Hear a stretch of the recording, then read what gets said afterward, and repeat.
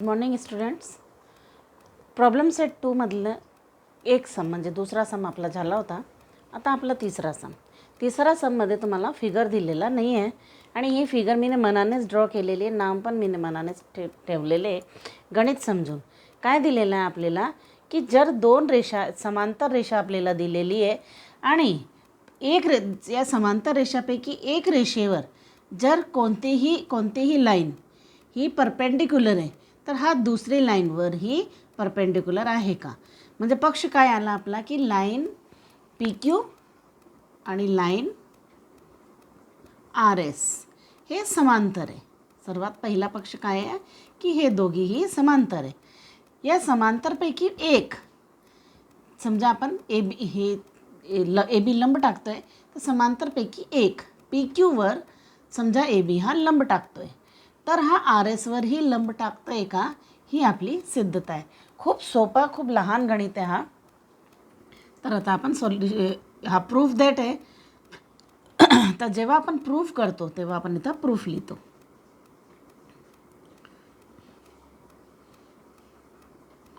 सिद्धता जे पक्ष दिलेले आहे आपल्याला तर सर्वात पहिला पक्ष आपला आहे की पी क्यू हा समांतर आहे आर एसच्या. नंबर 1 जर हा समांतर आहे. दुसरा आपल्याला पक्ष दिलेला आहे की ए बी हा पी क्यूवर लंब टाकतो आहे. तर जेव्हा कोणतीही रेषा एक दुसरी रेषेवर लंब टाकत असेल परपेंडिक्युलर असेल तर तिथं 90 डिग्रीचा अँगल असतो. तर हा झाला आपला दुसरा. पहिला पक्ष आहे की हे दोघीही समांतर आहे आणि दुसरा पक्ष आहे की पी क्यू हा लंब टाकतो आहे ए बी हा लंब टाकतो आहे पी क्यूवर. तर आता आपण इथं लिहू if P Q parallel R S and A B is transversal. मराठीमध्ये जर पी क्यू आणि आर एस हे समांतर आहे आणि ए बी त्यांची छेदिका असेल. जर असं आहे कंडिशन तर म्हणजे हे दोघीही आपली. आता इथं आपल्याला नाव देऊन द्यावे लागेल की समजा ए बी आलं इथं मी सी देऊन देते आणि इथं डी हे नाव मी मनाने दिलेलं आहे. तुम्ही हे आपल्या मनाने देऊ शकता. म्हणजे हे दोघीही एका पाठोपाठ आहे म्हणजे हे करस्पॉन्डिंग अँगलचे पेअर आहे. तर angle A C Q congruent आहे अँगल सी डी एसचा. हे दोघी ए सी क्यू आणि सी डी एस ही दोघीही. तर हे कोणती कसोटी आहे, करस्पॉन्डिंग अँगल संगत कोण. आता ए सी क्यू आपल्याला किती दिलेला आहे, अँगल ए सी क्यू आपल्याला 90 दिलेलं आहे. दिसतं आहे आपल्याला आकृतीवर. ए सी क्यू जर 90 आहे तर सी डी एस हा सुद्धा 90. जर हा 90 आला तर ए बी हा आर एसवरही लंब टाकतो आहे. तर ए बी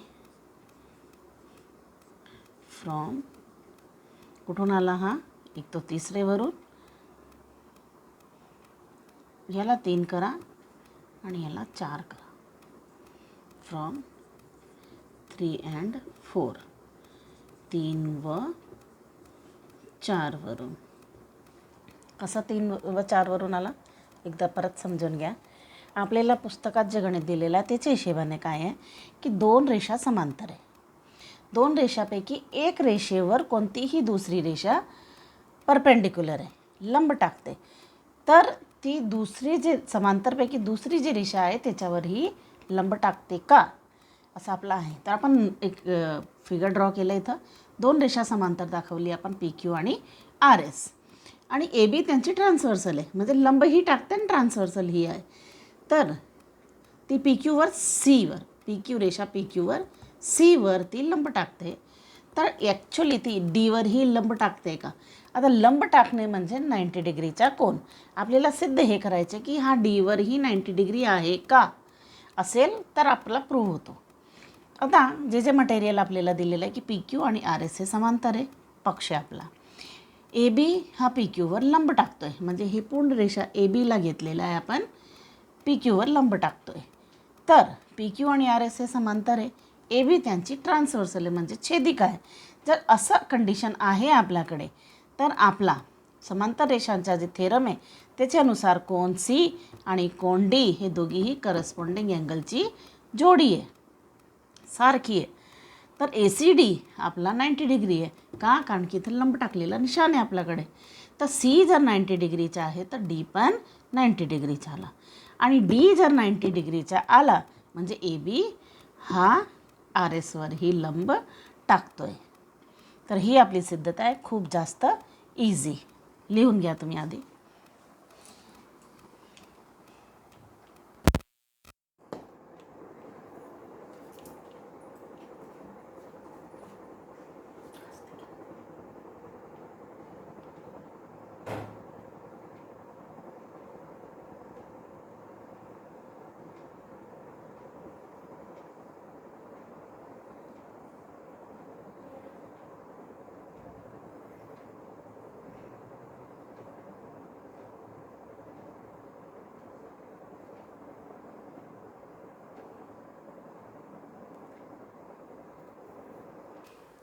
मुलांना आपला तिसरा सम झाला. आता हा दिलेला आहे आपल्याला चौथा सम.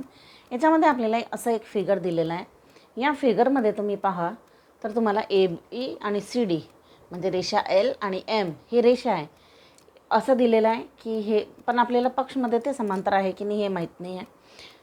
तो म्हणतो आहे की ह्या दोघांचे माप काढा, म्हणजे एक्सचा माप किती आहे आणि वायचा माप किती आहे. आणि याच्यावरून आपल्याला हे सिद्ध करायचे की रेषा एल आणि एम हे एकमेकांची समांतर आहे की नाही. म्हणजे याच्यामध्ये आन्सर ही आहे आणि आपला प्रूफ दॅट ही आहे, दोघीही आहे. तेव्हा आपण प्रूफच घेऊन काम करणार आहे.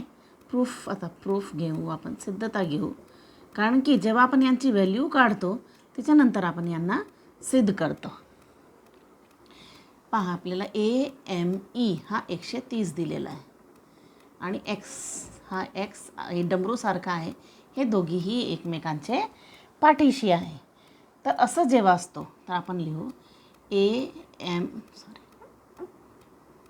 Angle A M E congruent आहे कोणत्या अँगलचा, B M N, vertically opposite angle, मराठीमध्ये परस्पर विरुद्ध कोन. आता ए एम ईचा माप आपल्याला दिलेला आहे 130 आणि बी एम एनचा माप आपल्याला दिलेला आहे एक्स, म्हणजे एक्स बरोबर आला आपला 130. दुसरा काय विचारलेला आहे आपल्याला, वाय कुठे दिसतं आहे आपल्याला, इथं सी एन एफ, आणि हे दोघीही आपल्याला डमरू दिसत आहे म्हणून आपण इथं लिहू angle C N F congruent आहे एम एन डी, हे पण वर्टिकली ऑपोजिट अँगल, परस्पर विरुद्ध कोन. तर सी एन एफचा मेजरमेंट आपल्याला वाय दिलेला आहे आणि एम एन डी आहे आपला 50. तर वाय ही निघून गेला. आता आपल्याला तिसरी सिद्धता आपली काय आहे, हे दोन झाले आपले आन्सर. तिसरा तो काय म्हणतो की एल आणि एम हे दोघीही रेषा एकमेकांची समांतर आहे की नाही. हे पहा, आता जर आपण इकडे अल्टरनेट अँगलची जोडी शोधायला बसले मग आपल्याला हिचा पण माप पाहिजे, हा काढू मग हा काढू. बेटर आहे की आपण हे इंटेरियर अँगलचा जे टेस्ट आहे तो घेऊ की की इंटिरियर अँगल जे असतात, आता याच्यामध्ये इंटिरियर अँगल कोण आहे आपला, BMN प्लस हा माप MND, हे दोघांचीच बेरीज 180 असते. सम ऑफ इंटेरियर अँगल, आंतर कोनांची बेरीज. तर आपण पहा BMN आपल्याला किती दिलेला आहे, x, आणि xची किंमत आपण काढली आहे 130. MND आपल्याला दिलेला आहे 50. तर हा आला 180. म्हणजे या दोघांची बेरीज 180 भरली. तर आपण कोणता टेस्ट केला इथं, आंतरकोनांची बेरीज केली आणि आपली बेरीज ही 180 येऊन गेली. म्हणजे काय, हे दोघीही लाईन एकमेकांची समांतर आहे. लाईन L समांतर आहे लाईन Mच्या, मराठीमध्ये रेषा. कोणती कसोटी वापरली आपण, इंटेरियर अँगल टेस्ट, आंतर कोन कसोटीचा आपण इथं वापर केला. खूप जास्त इझी, तुमच्याही लक्षात येईल की जसं जसं आपण पुढे जाता गणित आपले सोपे होत जाते. परत समजून घ्या एकदा काय काय दिलेलं आहे आपल्याला. MNE हा AME हा 130 दिलेला आहे. MND MND आपल्याला 50 दिलेला. X आणि Y विचारलेला आहे आणि हे पण आपल्याला सिद्ध करायचे की हे दोघीही लाईन एकमेकांच्या समांतर आहे की नाही. म्हणजे आपल्याला दरवेळेला हे पक्ष देता, या वेळेला पक्ष नाही आहे. आता AME आणि BMN हे दोघीही एकमेकांच्या डमरूसारखा, हे दोघीही एकमेकांच्या पाठीमागचे कोण आहे, वर्टिकली ऑपोजिट. तर AME जेवढा आहे तेवढाच BMN आहे. AME आपल्याला 130 दिलेला आहे, पक्षमध्येच आहे आपला. BMN आपला किती आहे, X. तर X बरोबर किती आला, 130, नंबर 1. आता दुसरा तो विचारता Y बरोबर किती. तर आपण पहा इकडे मोठा डमरू आहे तर लहान डमरू आहे. तर इथं पण CNF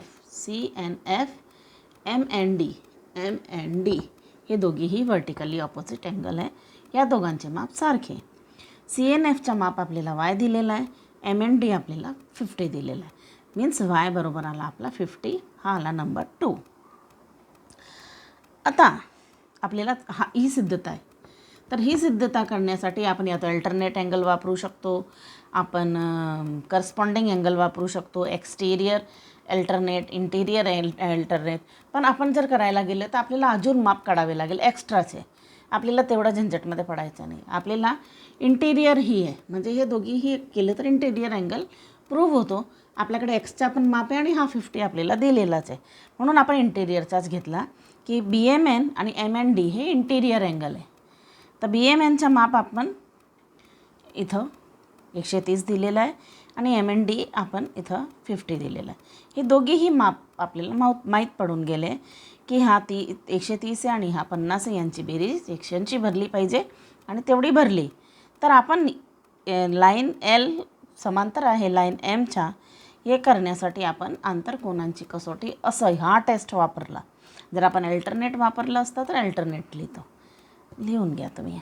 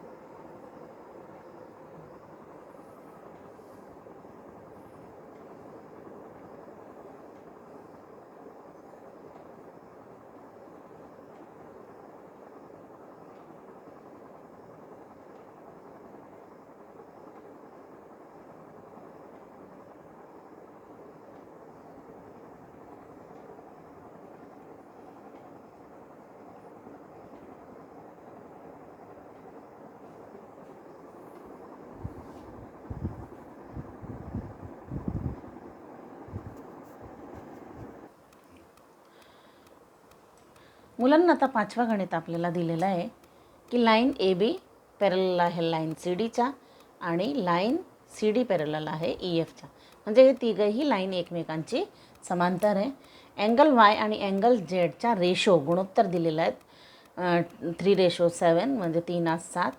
तर एक्सची किंमत किती. हा गणित दिसायला जसं अवघड दिसतं ॲक्च्युअली तेवढा अवघड हा नाही आहे. फक्त थोडा लक्ष द्यायची तुम्हाला गरज आहे, कारण की आपल्याला आन्सर काढायचं इथं सिद्धता नाही आहे. तर सर्वात पहिले आपण 2-2ची कसोटी घेतो. लाईन ए बी समांतर आहे लाईन सी डीच्या, तसंच लाईन सी डी समांतर आहे लाईन ई एफच्या. तर लाईन ए बी हा सुद्धा समांतर आहे लाईन ई एफच्या. हे आपण याच्या अगोदरही केलेलं आहे. म्हणजे हा आपला पक्ष आहे,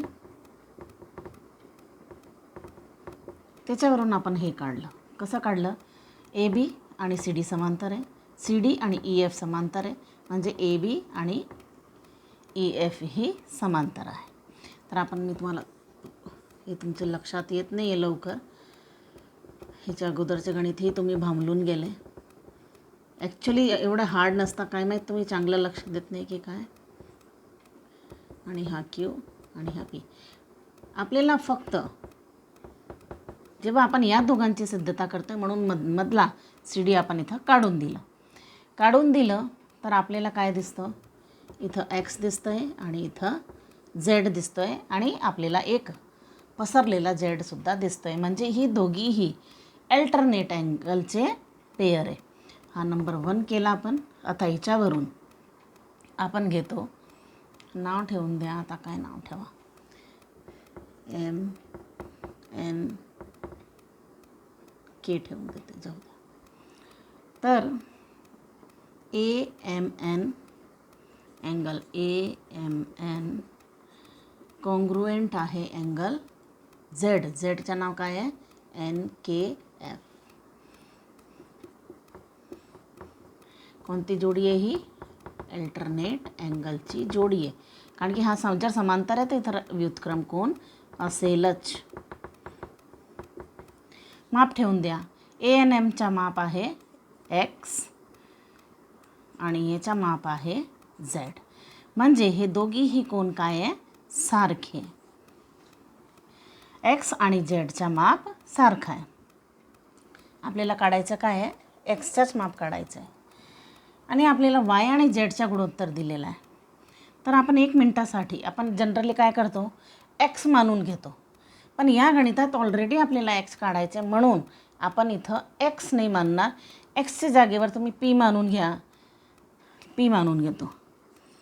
लेट अँगल वाय आणि अँगल झेडचा गुणोत्तर आहे आपला 3p/7p. आपण एक्स मानतो, इथं पी मानून घेतो. तर वाय आणि झेडचा मेजरमेंट आला तुमचा 3p आणि 7p. इथून लेटर समजा, मराठीमध्ये समजा. तर आता हे दोघीही यांची जोडी आंतरकोनांची जोडी आहे. मग angle X plus angle Y equal to 180 का कोणता आहे. आता ह्याच्या अगोदरवाल्या गणितमध्ये केले आपण इंटेरियर अँगल आंतर कोन यांची बेरीज 180 भरते. आता तुम्ही पहा इथं आपला आहे एक्स बरोबर झेड आणि इथं वाय आणि झेडच्या गुणोत्तर आहे 3p आणि 7p. म्हणजे 2मध्ये एक्स आणि वाय एक्स आणि झेड सारखे आहे आणि इथं वाय आणि झेड आहे. मग आपण इथं एक्सच्या जागेवर झेडची किंमत झेड किती आहे 7p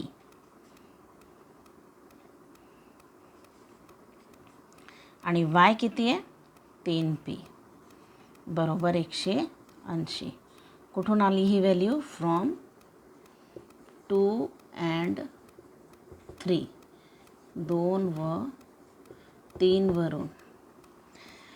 मग 7p आणि 3p बरोबर झाले 10p बरोबर 180. 10ने दोघीही बाजू भाग दिलं तर p बरोबर आला आपला 18. जनरली आपण इथं x लिहितो, पण इथं x नाही आहे. x आणि y दोघीही इंगेज आहे म्हणून आपण p घेऊन घेतले. तुम्ही ए बी सी डी काहीही घेऊ शकता. तर p बरोबर आले आपले 18. आता x बरोबर आहे झेडच्या आणि z आहे 7p. तर आपण इथं लिहा x बरोबर z बरोबर 7p. तर 7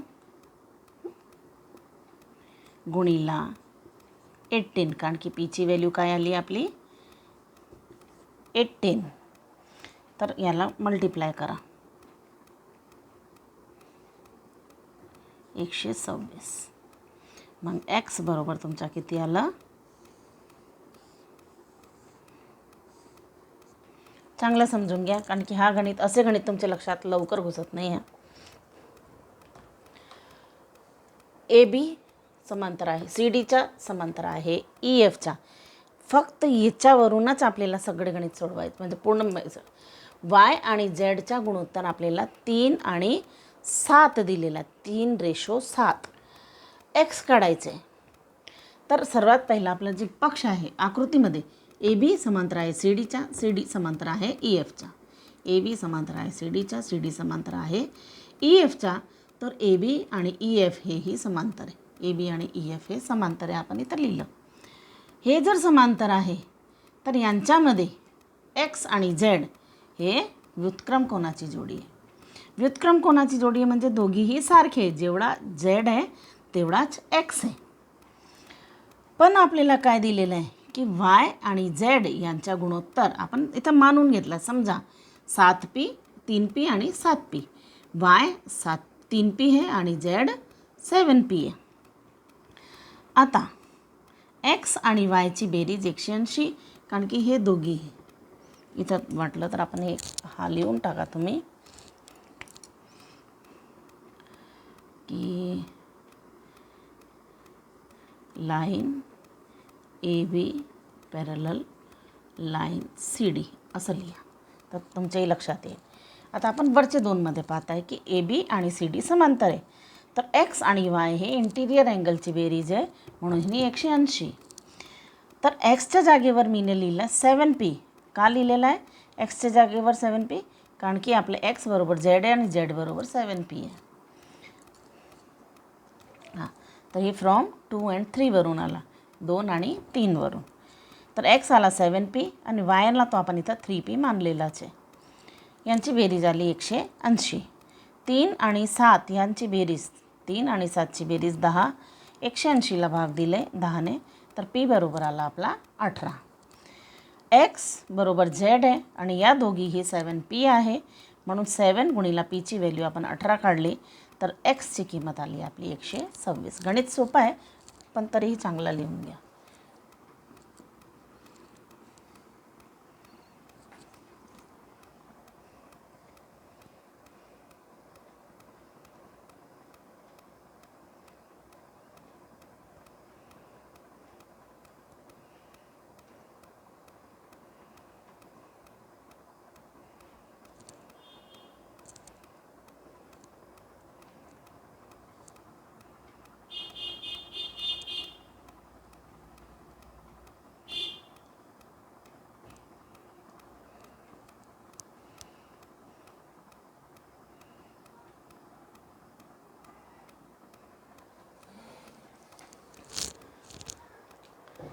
मुलांना आपले 3 गणितात सॉल्व करून झाले, 3rd 4th आणि 5th. आय होप की तुमच्या लक्षात आले असेल. नाही आले असेल तर रिपीट करून पहा, कारण की जे आपण गणित सोडवलेले त्यांच्या तेच बेस आहे. जसं मी तुम्हाला पहिल्या दिवस जेव्हा पॅरलल लाईन सुरू केला होता तुम्हाला काही नियम्स दिले होते. हे सगळेही गणित त्या नियमावरूनच आपल्याला विचारले गेलेले. पण आपल्याला कसोटी कोणती आपण वापरताय, कारण की इथे तर एक नाही आहे, 3-4 कसोटी आहेत, तर ते सगळेही वापरून आपण हे गणित सोडवतो आहे. असे आज आपले 3 गणित झाले आणि तुम्ही हे वहीमध्ये लिहा आणि काही प्रॉब्लेम असेल तर मला तुम्ही फोन करून विचारा, नाही तर तुम्ही मेसेजही करू शकता. आणि तोपर्यंत घरी राहा, सुरक्षित राहा. बाय.